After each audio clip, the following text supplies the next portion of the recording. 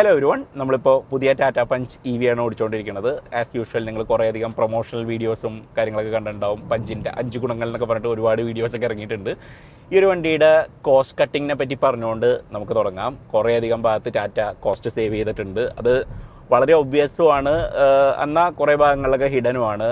Let start off with the front bumper. പണ്ട് കുറേ extra elements ഉണ്ടായിരുന്നത്, ഒരു സ്ട്രിപ്പൊക്കെ ഉണ്ടായിരുന്നു ബമ്പറിൽ ഹെഡ് ലാമ്പ്സ് തമ്മിൽ കണക്ട് ചെയ്യണ പോലത്തെ ഒരു ഭാഗത്ത്. അതൊക്കെ ചൈൽഡ് പാർട്സ് ആണ്, അതെല്ലാം അവർ ഒഴിവാക്കിയിട്ടുണ്ട്. സോ കോസ്റ്റ് സേവിങ് വരുത്താൻ വേണ്ടിയിട്ട്. അതുപോലെ ആ DRLൻ്റെ സെൻറ്റർ പാർട്ട് അവർ ഒഴിവാക്കി. 2 അറ്റത്തുള്ള DRLs തമ്മിൽ കണക്ട് ചെയ്തിരുന്ന ഒരു സ്ട്രിപ്പ് ഉണ്ടായിരുന്നത്, ദാറ്റ് ഈസ് നൗ ഗോൺ. പിന്നെ ടോട്ടലി വണ്ടിയിൽ യൂസ് ചെയ്തേക്കുന്ന പ്ലാസ്റ്റിക്സിൻ്റെ ക്വാളിറ്റി, ഔട്ടർ ട്രിമ്മിലൊക്കെ ഉള്ള ഭാഗങ്ങളൊക്കെ അതിൻ്റെ ക്വാളിറ്റിയും കുറഞ്ഞിട്ടുണ്ട്, അതിൻ്റെ കളറും മാറിയിട്ടുണ്ട്. കളർ ഇപ്പോൾ ഒരു ഗ്രേ പോലത്തെ ഒരു കളറായിട്ടുണ്ട്. മുന്നേ it used to be a dark, almost ഒരു ബ്ലാക്ക് പോലത്തെ ഒരു പ്ലാസ്റ്റിക് ട്രിം ആയിരുന്നെങ്കിൽ നൗ ഇറ്റ്സ് ഓൾ ഒരു ഫെയ്ഡഡ് ഗ്രേ പോലത്തെ ഒരു കളറാണ്. അതിന് പേരും കൊടുത്തിട്ടുണ്ട്. അതിന് ഉദയ്പൂർ ലിറ്റ് എന്നാണ് അവർ ആ കളറിനെ പറയുന്നത്. സെയിം തിങ് നമുക്ക് ഉള്ളിലും കാണാൻ പറ്റും. കംപ്ലീറ്റ് ഒന്ന് ചീപ്പ് ഔട്ട് ചെയ്ത പോലത്തെ ഒരു ഫീലിംഗ് ആണ്. മറ്റൊരു ഫീച്ചർ അവർ ഡിലീറ്റ് ചെയ്തേക്കുന്നത് ആംബിയൻ ലൈറ്റിംഗ് ആണ്. നമുക്കിപ്പോൾ ക്യാബിനിൽ ആംബിയൻ ലൈറ്റിംഗ് ഒന്നുമില്ല. അതേപോലെ ജനറൽ ഫിറ്റ് ആൻഡ് ഫിനിഷ് ഒക്കെ കുറച്ചൊരു ചീപ്പ് സൈഡിൽ തന്നെയാണ്. ഈ വണ്ടിയുടെ കോസ്റ്റ് കട്ടിംഗ് ആണെന്ന് എക്സാക്ട്ലി പറയാൻ പറ്റില്ല. പക്ഷേ എന്നാലും ഇതിൻ്റെ ഗ്രാഫിക്സ് ഒക്കെ ഡിസൈൻ ചെയ്ത ആൾക്കാർ എവിടെയൊക്കെയോ കുറച്ച് ലാഭിച്ചിട്ടുണ്ട്. ഒന്ന് ബാക്കിലത്തെ ഗ്ലാസ് മേലത്തെ ആ റൈനോനെ കണ്ടാൽ നമുക്ക് മനസ്സിലാവും. മുന്നൊരു നല്ല തക്കടി മുണ്ടിൻ്റെ റൈനോസറസ് ആയിരുന്നു. ഇപ്പോൾ അതിൻ്റെ ഷേപ്പൊക്കെ മാറി കുറച്ചും കൂടെ ഒന്ന് ക്ഷീണിച്ച പോലെ ബാക്കിലോട്ടൊക്കെ ഇത്തിരി താഴ്ന്നു പോണ പോലത്തെ ഒരു വല്ലാത്ത റൈനോ ആയിട്ടുണ്ട്. അതുപോലെ തന്നെ ഈ ഡോറിൻ്റെ സൈഡിൽ ഉള്ള ടയർ പ്രഷർ കാണിക്കാൻ വേണ്ടി വെച്ചേക്കുന്ന സ്റ്റിക്കറിൽ അവർ പഞ്ചിൻ്റെ ഫോട്ടോന് പകരം they have used Alfa Romeo സ്റ്റെൽവിയോൻ്റെ സൈഡ് പ്രൊഫൈലാണ് യൂസ് ചെയ്തേക്കുന്നത്. I don't know why they chose that. പടം വെക്കണം എന്നുണ്ടെങ്കിൽ അവർക്ക് ടാറ്റയുടെ വണ്ടി തന്നെ വെക്കാവുന്നുള്ളൂ. ആൻഡ് ഈ ഒരു സ്റ്റിക്കർ ഇങ്ങനെ ഉണ്ടാക്കേണ്ട ആവശ്യമൊന്നും ഉണ്ടായിരുന്നില്ല. പക്ഷേ ഇതിൽ ഏറ്റവും കോമഡി എന്ന് പറയുന്നത് 360 ഡിഗ്രി പാർക്കിംഗ് ക്യാമറയുടെ ആ ഒരു UI ഡിസൈൻ ചെയ്ത ആളാണ്. കാരണം ഇതിൽ നമുക്ക് കാണിച്ചേക്കുന്ന ആ 3D വണ്ടിയുടെ ഇമേജിൽ നമ്മൾ സ്റ്റിയറിംഗ് വളയ്ക്കുന്നതനുസരിച്ച് ഫ്രണ്ട് വീല് മാത്രമല്ല ബാക്കിലത്തെ വീലും നമുക്ക് വളയുന്ന കാണാൻ പറ്റും. വണ്ടി റിയർ വീൽ സ്റ്റിയറിംഗ് ഉണ്ട്, ക്രാബ് വാക്കിന് പോകണമെന്നൊക്കെ നമ്മൾ വിചാരിക്കും. പക്ഷേ ലെഫ്റ്റിലെ ഒരു വീല് മാത്രമേ വളയുന്നുള്ളൂ, റൈറ്റ് സൈഡിലെ വീല് നോർമൽ തന്നെയാണ്. അപ്പോൾ അത് വലിയൊരു ഓവർസൈറ്റാണ്. അങ്ങനെയൊന്നും സാധാരണ വരേണ്ട കാര്യമില്ല. ഒരു വണ്ടി ഉണ്ടാക്കി ഈ ഒരു UI ഒക്കെ അപ്രൂവ് ചെയ്യുമ്പോൾ ഇതൊക്കെ നോക്കേണ്ടതാണ്. പക്ഷേ ഇതിൽ ഏറ്റവും വലിയ ഓവർസൈറ്റ് എന്ന് പറയുന്നത് ബാക്കിലത്തെ ഡിസ്ക് ബ്രേക്സ് എടുത്ത് കളഞ്ഞാണ്. അതിനെക്കുറിച്ച് നമുക്ക് ഡീറ്റെയിൽ ആയിട്ട് പിന്നീട് പറയാം. പക്ഷേ പലപ്പോഴും എന്തുകൊണ്ടാണ് കാർ കമ്പനികൾ ഇങ്ങനെ ചെയ്യുന്നതെന്നുള്ളത് നമ്മൾ ആലോചിച്ചിട്ടുണ്ടോ? ഒരു വണ്ടി അതിൻ്റെ ലൈഫ് സൈക്കിളിൻ്റെ പകുതിയൊക്കെ ആകുമ്പോഴത്തേക്ക് ഇതുപോലെ ഒരു ഫേസ് ലിഫ്റ്റിൽ അവർ കുറേയധികം ഫീച്ചേഴ്സ് എടുത്ത് കളയും. പലപ്പോഴും ഈ പറഞ്ഞ ഫീച്ചേഴ്സൊക്കെ കൊടുത്തു കഴിഞ്ഞാലും കസ്റ്റമേഴ്സ് അത് അപ്രീഷിയേറ്റ് ചെയ്യുന്നില്ല, അല്ലെങ്കിൽ നമുക്കിത് കൊടുക്കാണ്ടിരുന്നാൽ നമുക്ക് ഇത്ര രൂപയുടെ ലാഭം ഉണ്ടെന്ന് പറഞ്ഞിട്ടാണ് പല കമ്പനികളും അങ്ങനെ ചെയ്യുന്നത്. പക്ഷേ ഈ ഒരു വണ്ടിയുടെ കേസിൽ അവർ ഇത് ഫുള്ള് അവരുടെ ലാഭമായിട്ട് എടുത്തിട്ടില്ല. നമുക്കും കുറേ കാര്യങ്ങൾ കിട്ടുന്നുണ്ട്. U are getting a bigger battery, കൂടുതൽ റേഞ്ച് കിട്ടുന്നുണ്ട്. അത് കാരണം അൺലിമിറ്റഡ് വാറണ്ടി കൊടുക്കുന്നുണ്ട്, which is A great thing. ഇതെല്ലാം കഴിഞ്ഞിട്ട് അവർ പ്രൈസും കുറച്ചിട്ടുണ്ട്. നമുക്ക് പ്രൈസിൻ്റെ കാര്യം പറഞ്ഞുകൊണ്ട് തുടങ്ങാം. ഇപ്പോൾ ഇതിൻ്റെ വില സ്റ്റാർട്ട് ചെയ്യുന്നത് 9.69 lakhs എന്നാണ്. മുന്നേ it used to be 9.99 lakhs. അതുപോലെ ടോപ്പ് എൻഡ് മോഡൽ 12.49 lakhs ആയിരുന്നു, which is about 1.8 lakhs cheaper than before. അപ്പോൾ അത് കാരണം നമുക്ക് കുറേ കാര്യങ്ങളൊക്കെ കിട്ടുന്നുണ്ട്. Okay, you win some you lose some എന്ന് പറയുന്ന പോലെ ഇന്റീരിയറിൽ കുറച്ച് സാധനങ്ങളൊക്കെ ക്വാളിറ്റി കുറവ് നമുക്ക് തോന്നും. പക്ഷേ overall the car is better. നമുക്ക് കുറേ കാര്യങ്ങളെല്ലാം അതിൽ ഇമ്പ്രൂവ് ചെയ്തിട്ടുണ്ട്. ആൻഡ് അതെന്തൊക്കെയാണെന്നുള്ളത് നമുക്ക് ഡീറ്റെയിൽ ആയിട്ട് നോക്കാം. നമ്മൾ കഴിഞ്ഞ വീഡിയോ ഇട്ടപ്പോൾ ചാനലിൽ കുറേ പേര് ഇതുപോലെ പറഞ്ഞിട്ടുണ്ടായിരുന്നു എപ്പോഴും ഈ പുതിയ കാർ റിവ്യൂസ് മാത്രമേ ഉള്ളൂ എന്നുള്ളത്. പക്ഷേ പുതിയ കാറിൻ്റെ റിവ്യൂസ് ഐ തിങ്ക് ഇത് ഉപകാരപ്പെടുന്ന കുറേ പേരുണ്ട്. ഇപ്പോൾ ഈ വണ്ടി മേടിക്കാൻ പോകുന്ന കുറേ പേർക്ക് ആവശ്യമായിട്ടുള്ള പല ഇൻഫോം നമ്മൾ ചാനലിലൂടെ കൊടുക്കാൻ ശ്രമിക്കാറുണ്ട്. And people appreciate that. കുറേയും കൂടിയും ടെക്നിക്കൽ ഡീറ്റെയിൽസ് നമ്മൾ ഇൻക്ലൂഡ് ചെയ്യാറുണ്ട്. അപ്പോൾ ഈ ഒരു വീഡിയോയിൽ സാധാരണ മറ്റു വീഡിയോയിൽ നിങ്ങൾ കണ്ടതിനേക്കാൾ കുറച്ചും കൂടി ഒന്ന് ഗീക്ക് ഔട്ട് ചെയ്യണം എന്നാണ് ഞാൻ വിചാരിക്കുന്നത്. EV അപ്രീഷിയേറ്റ് ചെയ്യുന്നവർക്ക് they will also like this video hopefully. നമുക്ക് വ്യത്യാസങ്ങൾ പറഞ്ഞുകൊണ്ട് തുടങ്ങാം. ലൈക്ക് വി സെഡ്, ഫ്രണ്ട് ബമ്പറിൻ്റെ ആ ഡിസൈൻ മാറിയിട്ടുണ്ട്. ആ ഒരു ഗ്രേ കളർ വന്നു. It looks very cheap. നരച്ച് കഴിയുമ്പോൾ ആവുന്ന പോലത്തെ ഒരു കളറായിട്ടാണ് എനിക്ക് തോന്നുന്നത്. അത് എനിക്ക് തീരെ ഇഷ്ടമായില്ല. എസ്പെഷ്യലി ഈ ഒരു റൂഫിൻ്റെ ബ്ലാക്ക് ആയിട്ട് ഭയങ്കര കോൺട്രാസ്റ്റും ഉണ്ട് ഡ്യുവൽ ടോൺ ആയിട്ട് നോക്കുമ്പോൾ. അപ്പോൾ കാരണം നമുക്ക് അത് മാത്രം ഒരു ചീപ്പ് എലമെൻ്റ് ആയിട്ട് തോന്നും. സിൽവർ വൈറ്റ് ഒക്കെ പോലത്തെ കളറുകളിൽ വലിയ കുഴപ്പം തോന്നിയില്ല. വേറെ കളറുകളിലൊക്കെ ഡാർക്ക് കളറിലൊക്കെ ഇത്തിരി അത് സ്റ്റാൻഡ് ഔട്ട് ചെയ്യുന്നുണ്ട്. മേ ബി നിങ്ങൾക്ക് ആ വണ്ടി എടുത്ത് കഴിഞ്ഞിട്ട് നിങ്ങൾക്ക് പെയിൻറ്റ് ചെയ്യാവുന്നതാണ്. അലോയ് വീൽസും അതുകൊണ്ട് തന്നെ ബ്ലാക്ക് മാറിയിട്ട് അതിൻ്റെ ആ ഒരു ഗ്രേയിഷ് തീമായിട്ട് മാച്ച് ചെയ്യണ പോലത്തെ ഒരു ഷെയ്ഡ് ജസ്റ്റ് ഒന്ന് മാറ്റിയിട്ടുണ്ട്. ഡിസൈനിലൊന്നും വേറെ മാറ്റമൊന്നുമില്ല. 16 ഇഞ്ച് സെയിം വീൽസ് ഒക്കെ തന്നെയാണ്. Tata.EV എന്നുള്ളതും അതുപോലെ തന്നെ ബാക്കിൽ പഞ്ച് EV എന്നൊക്കെ എഴുതിയേക്കണതിനൊക്കെ ഒരു ടീൽ ഔട്ട്ലൈൻ ഇൻക്ലൂഡ് ചെയ്ത പോലത്തെ ഒരു പുതിയൊരു സ്റ്റൈലായി മാറിയിട്ടുണ്ട്. മുന്നേ ക്രോം ഉണ്ടായിരുന്നില്ല, കഴിഞ്ഞ വേർഷനൊക്കെ ഫുൾ ബ്ലാക്ക് ആയിരുന്നു. ഇത് ചെറുതായിട്ടൊക്കെ മാറിയിട്ടുണ്ട്. വേറെ ബാക്കിൽ വന്ന വലിയൊരു മാറ്റം എന്ന് പറയുന്നത് കണക്റ്റഡ് ടെയിൽ ലാംപ്സ് ആണ്. നമ്മൾ പെട്രോൾ വേർഷനും കണ്ടു, സെയിം സാധനം തന്നെ ഇവിടെ EVയിലും വന്നിട്ടുണ്ട്. ഇൻറ്റീരിയേഴ്സിനെ കുറിച്ചും കൂടിയും പറഞ്ഞിട്ട് മുന്നോട്ട് പോകാം. ആകെയുള്ള മെയിൻ ചേഞ്ച് എന്ന് പറയുന്നതിൽ ആ ഒരു കളർ തീം മാറിയതാണ്. ഡാർക്ക് ഗ്രേയിൽ നിന്ന് നമ്മൾ കുറച്ചും കൂടി ലൈറ്റർ ഷെയ്ഡ് ഓഫ് ഗ്രേ ആയിട്ടുണ്ട്. പുറത്ത് കണ്ട ആ ഒരു ക്ലാഡിങ്ങിൻ്റെ ഒക്കെ പോലെ തന്നെ ഒരു കളറാണ്. ഇവിടെ റീസൈക്കിൾഡ് പോലത്തെ ആ ഒരു പിഗ്മെൻറ്റ്സ് ഉള്ള പോലത്തെ ഒരു വൈറ്റ് കളർ പാനൽ യൂസ് ചെയ്തിട്ടുണ്ട്, which was also there earlier. Seats ഒക്കെ വളരെ സിമിലർ ആണ്. സീറ്റ്സിന് വെന്റിലേഷൻ ഉണ്ട്, ഹൈ സീറ്റിംഗ് പൊസിഷൻ ആണ്. You can see out of the car properly. നല്ല ബോണറ്റിൻ്റെ കോർണേഴ്സ് ഒക്കെ കാണാൻ പറ്റും. വലിയ മിറേഴ്സ് ആണ്. ആൻഡ് ബാക്കിലത്തെ ഗ്ലാസ് ഒക്കെ വലുതാണ്, അപ്പോൾ അതുകൊണ്ട് you have good visibility all around. Back seat ആണെങ്കിലും ആവശ്യത്തിന് ഹൈറ്റ് ഒക്കെ ഉണ്ട്. സീറ്റിംഗ് പൊസിഷനൊക്കെ വളരെ നല്ലതാണ്. സീറ്റ് ബാക്ക് ഇത്തിരി അപ്രൈറ്റ് ആണ്. ഹെഡ് റൂം കുറയാതിരിക്കാൻ വേണ്ടിയിട്ട് ആ റൂഫ് ലൈനറിൻ്റെ മുകളിൽ ചെറിയൊരു സ്പേസ് ഒക്കെ കൊടുത്തിട്ടുണ്ട്. ഒരു കുഴപ്പം എന്ന് പറയുന്നത് ലെഗ് റൂമാണ്. ഈ വണ്ടിയിൽ കാര്യമായിട്ടുള്ള ലെഗ് റൂം ഇല്ല. നമ്മൾ ഈ ഒരു സീറ്റ് എൻ്റെ ഡ്രൈവിംഗ് പൊസിഷനിൽ ഇട്ട് കഴിഞ്ഞാൽ എനിക്ക് ബാക്കിലിരിക്കുമ്പോൾ ഈ മുട്ട് ആക്ച്വലി ആ സീറ്റിൻ്റെ ബാക്കിൽ ജസ്റ്റ് റബ്ബ് ചെയ്യുന്ന പോലെയാണ്. So it's not that comfortable. നമുക്ക് ലോങ് ഡിസ്റ്റൻസ് ഒക്കെ പോകുന്ന സമയത്തൊക്കെ you wish you had a bit more leg room. ടോളായിട്ട് ഇരിക്കുന്നതുകൊണ്ട് കുഴപ്പമില്ല, നമുക്ക് അത്ര കാല് സ്ട്രെച്ച് ചെയ്തിരിക്കണം എന്നില്ല. പക്ഷേ you wish that you had a bit more leg room in the back. അപ്പോൾ അതൊരു ചെറിയൊരു പ്രശ്നമാണ്. അതുപോലെ തന്നെ ബാക്കിൽ AC വെൻറ്റ്സ് ഒന്നുമില്ല. ഒരു USB-C ചാർജർ കൊടുത്തിട്ടുണ്ട്.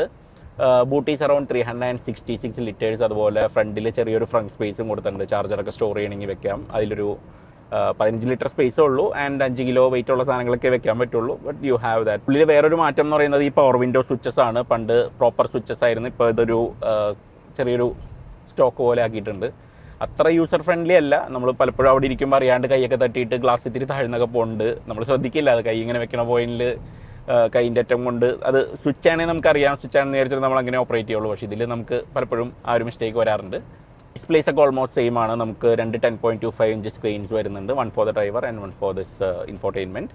അതിൽ നമ്മൾ യൂഷ്വലി കണ്ട ടാറ്റയുടെ സെയിം ഇൻ്റർഫേസും ഇതൊക്കെ തന്നെയാണ്. ഡ്രൈവ് സെലക്ടർ ആ ഒരു റോട്ടറി നോബാണ്, നടുക്ക് ഡിസ്പ്ലേ ഉള്ള. നമ്മൾ നെക്സോണിൻ്റെ കാലം തൊട്ട് കാണുന്ന ആ ഒരു നോബാണ്. Good enough for a Range Rover looks wise. പക്ഷേ പെർഫോമൻസ് എപ്പോഴും നമുക്ക് ഇഷ്ടമല്ല, അത് വളരെ ക്വർക്കിയാണ്. ഉദ്ദേശിച്ച പോലെ ഫാസ്റ്റ് ആയിട്ടൊന്നും ഷിഫ്റ്റ് ആവില്ല. വേറെ ഇൻറ്റീരിയറിൽ കാര്യമായിട്ടുള്ള മാറ്റമൊന്നുമില്ല. ഇതുപോലെ ഓഫ് വൈറ്റ് കളറിലുള്ള ആ ഒരു ക്ലോത്ത് ആൻഡ് ലെതർ ടൈപ്പ് സീറ്റുകളാണ്. പെർഫറേറ്റഡ് ആണ് ഫോർ വെന്റിലേഷൻ. സൈഡിലൊരു സ്വിച്ചൊക്കെ കൊടുത്തിട്ടുണ്ട്. സ്റ്റിയറിങ്ങും നമ്മളിപ്പോൾ എല്ലാ ടാറ്റയിലും കാണുന്ന ആ ഒരു സെയിം സംഭവം തന്നെയാണ്. ഹെഡ് ലൈനിങ് മെറ്റീരിയലൊക്കെ കുറച്ചും കൂടി പ്രീമിയം ആണ്. മുന്നേ നമ്മൾ ഒറിജിനൽ പഞ്ചിൽ കണ്ടതിലും കുറേ കൂടി ബെറ്റർ മെറ്റീരിയൽസ് ആണ് EVയിൽ യൂസ് ചെയ്തിരുന്നത്. So that continuous in this car. ശരിക്കും ഈ പഞ്ചിൻ്റെ ഷാസി ഭയങ്കര ഇൻട്രസ്റ്റിംഗ് ആണ്. ഇത് ഇറങ്ങിയ സമയത്ത് നമുക്ക് ഭയങ്കര കൺഫ്യൂസിങ് ആയിരുന്നു. കാരണം ടാറ്റ അവരുടെ ആക്റ്റീവ് എന്ന് പറയുന്ന ആ ഒരു പ്ലാറ്റ്ഫോം, EVക്ക് വേണ്ടിയിട്ടുള്ള ഒരു പ്ലാറ്റ്ഫോം ആയിട്ടാണ് ഈ വണ്ടി കാണിച്ചത്. പക്ഷേ ICE version which is based on the alpha architecture അപ്പുറത്തുണ്ട്. അപ്പോൾ ഇത് ശരിക്കും എന്താണെന്നുള്ളത് പലരുടെയും മനസ്സിലൊരു കൺഫ്യൂഷനാണ്. അപ്പോൾ നമ്മൾ ആ ഒരു വീഡിയോയിൽ പറഞ്ഞിട്ടുണ്ടായിരുന്നു, ആ വണ്ടിയിൽ യൂസ് ചെയ്തിരുന്ന സെയിം സസ്പെൻഷൻ മൗണ്ടിങ് പോയിന്റ്സ്, അതുപോലെ തന്നെ identical wheel base, wheel track, ആ കാര്യങ്ങളൊക്കെ തന്നെയാണ് പഞ്ച് EVയിലും കൊടുത്തേക്കുന്നത്. ഓൺലി ഡിഫറൻസ് അവർ ഫ്ലോർ പാൻ കുറച്ചും കൂടി ഒന്ന് ഫ്ലാറ്റ് ആക്കിയിട്ട് അതിൻ്റെ ഇടയിൽ ബാറ്ററി മൗണ്ട് ചെയ്യാനുള്ള ഒരു പ്രൊവിഷൻ കൊടുത്തിട്ടുണ്ട്. സാധാരണ വണ്ടികളുടെ പോലെ ഫ്ലോറിൻ്റെ അടിയിലായിട്ടല്ല ബാറ്ററി മൗണ്ട് ചെയ്തേക്കുന്നത്, മിഡ് വേ ആണ്. അപ്പോൾ അതായത് ഫ്ലോർ ഒരു 20 mm ഹൈറ്റ് കൂടിയിട്ടുണ്ട്. പക്ഷേ ഗ്രൗണ്ട് ക്ലിയറൻസ് കാര്യമായിട്ട് സഫർ ചെയ്തിട്ടില്ല. പ്രീവിയസ് വേർഷന് 190 mm ഗ്രൗണ്ട് ക്ലിയറൻസ് ആയിരുന്നു. This has about 195 mm. സസ്പെൻഷനൊക്കെ ഇത്തിരി കൂടി ഒന്ന് പൊക്കിയിട്ടുണ്ട്. അതിൻ്റെ ചെറിയ വ്യത്യാസങ്ങളൊക്കെ നമുക്ക് ഒരു 5 mm ഗ്രൗണ്ട് ക്ലിയറൻസിൽ കൂടിയിട്ടുണ്ട്. പഞ്ച് എടുത്തിട്ട് EV ആക്കിയപ്പോൾ ഏറ്റവും വലിയ ഡിഫറൻസ് എന്ന് പറയുന്നത് ഷാസി സ്റ്റിഫ്നെസ്സിലാണ്. കാരണം ആ ഒരു battery pack as it is gives it some strength. താഴെ അത്രയും വലിയൊരു കമ്പോണൻ്റ് ആണ്, സ്ട്രോങ് ആണ്, അതിൻ്റെ നല്ല കേസിംഗ് ഒക്കെ ഉള്ളതുകൊണ്ട് torsional rigidity is around 30% better. അപ്പോൾ അതുകൊണ്ട് കുറച്ചും കൂടി സ്റ്റിഫർ ഷാസിയാണ്. ആൻഡ് ദാറ്റ് അലൗസ് ഫോർ ഒരു നല്ലൊരു സസ്പെൻഷൻ സെറ്റപ്പും ഈ ഒരു വണ്ടിയിൽ കൊടുക്കാൻ പറ്റിയിട്ടുണ്ട്. ഞാൻ കഴിഞ്ഞ വേർഷൻ ഓടിച്ച സമയത്ത് I was really impressed by the ride and handling of that car. ഈ ഒരു കാറിലും അത് കുറേയൊക്കെ ക്യാരി ഓവർ ചെയ്തിട്ടുണ്ട്. But with some major differences. ഏറ്റവും വലിയ ഡിഫറൻസ് എന്ന് പറയുന്നത് ബാറ്ററി പാക്കിൻ്റെ സൈസാണ്. മുന്നേ 25 kWh 35 kWh ആയിരുന്നത്. ഇപ്പോൾ നമുക്ക് 30 kWh 40 kWh ആയിട്ടുണ്ട്. So the battery is bigger. പക്ഷേ അതിൻ്റെ ഫിസിക്കൽ സൈസിൽ വോളിയം ഒന്നും വ്യത്യാസമൊന്നുമല്ല. ബാറ്ററി മുന്നേ ഇരുന്നിരുന്ന ആ കേസിങ്ങിൻ്റെ അതേ സൈസിൽ തന്നെയാണ് ഇപ്പോഴും മൗണ്ട് ചെയ്തേക്കുന്നത്. ഡിഫറൻസ് വരുന്നത് മുന്നേ use to have cylindrical cells, ഇപ്പോൾ അത് പ്രിസ്മാറ്റിക് സെൽസ് ആയിട്ടുണ്ട്. LFP ആണ് കെമിസ്ട്രി യൂസ് ചെയ്തേക്കുന്നത്. ആൻഡ് ഈ ഒരു ബാറ്ററി ബാക്കിൻ്റെ ഓവറോൾ ഡിസൈനിലും കാര്യമായിട്ടുള്ള മാറ്റം വരുത്തിയിട്ടുണ്ട്. നമുക്കിതിൻ്റെ ബാറ്ററിയുടെ അടിയിലായിട്ട് നമുക്കൊരു കൂളിംഗ് പ്ലേറ്റ് ഇൻട്രൊഡ്യൂസ് ചെയ്തിട്ടുണ്ട്. അതുകൊണ്ട് ഭയങ്കര ഈവൻ ആയിട്ടുള്ള കൂളിംഗ് കിട്ടും. എല്ലാ ബാറ്ററി സെൽസിനും ഒരേപോലെ തന്നെ കൂളിംഗ് കിട്ടും. അതോടൊപ്പം ബാറ്ററിയുടെ ഹെൽത്ത് കുറച്ചുകൂടി മെയിൻറ്റെയിൻ ചെയ്യും, ഡീഗ്രേഡേഷൻ ഒക്കെ കുറച്ച് കുറയും. ആൻഡ് ചാർജിങ് കുറേ കൂടി ഫാസ്റ്റർ ആക്കും, which is the most important thing with this car. ഈ ഒരു വണ്ടിയിൽ ഇവർ 1.5C ചാർജിങ് എന്നാണ് പറയുന്നത്. 1.5C എന്ന് പറയുമ്പോൾ ബാറ്ററി കപ്പാസിറ്റിയുടെ 1.5 ടൈംസ് നമുക്ക് charging. So 40 kWh battery pack ആണെങ്കിൽ അതിൻ്റെ ഒരു 0.5 ടൈംസും കൂടി. അപ്പോൾ 60യുടെ മുകളിൽ നമുക്ക് ചാർജ് ചെയ്യാൻ പറ്റും. 60 kW നമുക്കിത് ചാർജ് ചെയ്യാം. വിച്ച് ഈസ് ഗുഡ് ഫോർ ഒരു 135 കിലോമീറ്റേഴ്സ് ഒരു 15 മിനിറ്റ്സ് കൊണ്ട് ചാർജ് ചെയ്യാൻ പറ്റും എന്നാണ് ടാറ്റ ക്ലെയിം ചെയ്യുന്നത്. ഞാനിപ്പോൾ ഇത് പ്ലഗ് ഇൻ ചെയ്തപ്പോഴും ക്ലോസ് ടു 60 അത് ചാർജ് എടുക്കുന്നുണ്ട്, വിച്ച് ഈസ് നോട്ട് ബാഡ്. ഈ ഒരു സൈസ് ഓഫ് ക്ലാസ് ഓഫ് കാറിന് ശരിക്കും പറഞ്ഞാൽ 60 kW ചാർജിങ് ഉണ്ട് എന്ന് പറഞ്ഞാൽ വളരെ നല്ലതാണ്. ആൻഡ് റേഞ്ചും കാര്യമായിട്ട് ഇമ്പ്രൂവ് ചെയ്തിട്ടുണ്ട്. ഇതിൻ്റെ ക്ലെയിംഡ് റേഞ്ച് 468 കിലോമീറ്റേഴ്സ് ആണ്. അതുപോലെ തന്നെ ടാറ്റ എപ്പോഴും ഒരു C75 ഡാറ്റ എന്ന് പറയും, കുറച്ചും കൂടി റിയലിസ്റ്റിക് ആയിട്ട് ഒരു 75% യൂസേഴ്സിന് കിട്ടുന്ന ഒരു ഡാറ്റ അവർ കൊടുക്കാറുണ്ട്, വിച്ച് ഈസ് അറൌണ്ട് 355 കിലോമീറ്റേഴ്സ്. അപ്പോൾ അവർ പറയുന്നത് 355 ഒക്കെ റിയലിസ്റ്റിക്കലി കിട്ടും എന്നുള്ളതാണ്. നമുക്കിപ്പോൾ ഇതിൻ്റെ MIDയുടെ കണക്ക് വെച്ച് നോക്കുമ്പോൾ ഏകദേശം അത്രയൊക്കെ കിട്ടേണ്ടതാണ്. ഇതിൻ്റെ ലോവർ സൈസുള്ള ബാറ്ററി പാക്കിനും നമുക്ക് ഏകദേശം 360 എങ്ങാണ്ട് ടാറ്റ ക്ലെയിം ചെയ്യുന്നുണ്ട്. സോ ഒരു 250 അടുത്തൊക്കെ എന്തായാലും അതിനും കിട്ടേണ്ടതാണ്. ഈ ഒരു വണ്ടി മേജർ ഡിഫറൻസ് വന്നേക്കുന്നത് ഇതിൽ മോട്ടറിൻ്റെ കാര്യത്തിലാണ്. നമുക്ക് മോട്ടർ ചേഞ്ച് ആയിട്ടുണ്ട്, പുതിയ സപ്ലയർ ആണെന്ന് തോന്നുന്നു. അവരാരാണ് സപ്ലയർ എന്നുള്ളത് പറഞ്ഞിട്ടില്ല. മോട്ടറിന് ആക്ച്വലി എല്ലാ കമ്പോണൻസും കൂടിയും അവർ ക്ലബ് ചെയ്ത് ഒറ്റ യൂണിറ്റായിട്ട്, അപ്പോൾ ഒരു 6-in-1 ഡിസൈൻ എന്നാണ് അവർ പറയുന്നത്. ബേസിക്കലി അവർ മോട്ടറിൻ്റെ എല്ലാ കമ്പോണൻസും, മോട്ടറിൻ്റെ ട്രാൻസ്മിഷനും ബാക്കി കൺട്രോളറും എല്ലാ കാര്യങ്ങളും കൂടി ഒന്നിച്ചായിട്ട് ഒറ്റ യൂണിറ്റായിട്ട് ചെറുതാക്കി വെച്ചിട്ടുണ്ട്. നമുക്ക് തുറന്നു നോക്കിയാലും കാണാൻ പറ്റും, it's A smaller unit than before. ഒരു 50% ചെറുതാണ്, 28% അതിന് വെയിറ്റ് കുറവുണ്ട്, ആൻഡ് ഒരു 6% അതിൻ്റെ എഫിഷ്യൻസിയും കൂടിയിട്ടുണ്ട്. അതിന് കൂടാണ്ട് അവർ പറയുന്നത് അതിൻ്റെ സെമി കണ്ടക്ടേഴ്സിൻ്റെ നമ്പറിൽ ഒരു 40% റിഡക്ഷൻ ഉണ്ട്, which is A really great thing. കാരണം ഇപ്പോൾ സെമി കണ്ടക്ടേഴ്സിൻ്റെ ഒക്കെ കോസ്റ്റ് ഒക്കെ കൂടിയിരിക്കുന്ന സമയമാണ്. ആൻഡ് ഓൾസോ ഇതിന് വേണ്ടി യൂസ് ചെയ്യുന്ന ഹൈ വോൾട്ടേജ് ഹാർനസിൻ്റെ ഒക്കെ ലെങ്ത് കുറഞ്ഞിട്ടുണ്ട്, അബൌട്ട് 30% കുറഞ്ഞിട്ടുണ്ട്. കാരണം ഈ ഒരു കൺട്രോളറും മോട്ടറും ഒക്കെ പല സ്ഥലത്ത് ഇരുന്ന് കഴിഞ്ഞാൽ അതിൻ്റെ ഇടയിലൊക്കെ ഹൈ വോൾട്ടേജ് ലൈൻസ് വേണം. ഈ ഒരു വണ്ടിയിൽ അതിൻ്റെ ആവശ്യമില്ല. ആൻഡ് ഈ ഒരു ആക്റ്റീവ് ആർക്കിടെക്ചറിൽ നിങ്ങൾക്ക് കാണാൻ പറ്റും ചാർജിങ് പോർട്ട് തന്നെ ഫ്രണ്ടിലാണ്. സോ ആ ഒരു ലെങ്ത് കുറയ്ക്കുക എന്നുള്ള ഡിസൈനാണ് അവരും അവിടെ യൂസ് ചെയ്തേക്കുന്നത്. And that applies to the rest of the car.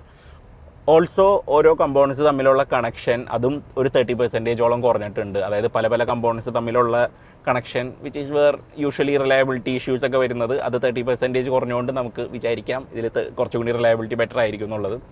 വേറെ ഡിഫറൻസ് വന്നേക്കുന്ന മോട്ടറിൻ്റെ പവർ ഔട്ട്പുട്ടിലാണ്. നമുക്ക് 129 bhpയും 154 Nm ടോർക്കുമാണ് ഈ ഒരു വേർഷന് വരുന്നത്. മുന്നേ 122 bhpയും 190 Nm ടോർക്കും ഉണ്ടായിരുന്നു. ടോർക്ക് സിഗ്നിഫിക്കൻ്റ് ആയിട്ട് കുറഞ്ഞിട്ടുണ്ട്, പക്ഷേ പവർ ഔട്ട്പുട്ട് കൂടിയിട്ടുണ്ട്. So it's a fast spinning motor. കുറേയും കൂടിയും ഡ്രൈവബിലിറ്റി ഫോക്കസും ഇതിൽ വന്നിട്ടുണ്ട്. നമുക്ക് കാർ ഈസ് ആക്ച്വലി ഫാസ്റ്റർ. പണ്ട് 9.5 ആയിരുന്നു ക്ലെയിംഡ് 0 to 100 ഉണ്ടായിരുന്നത്.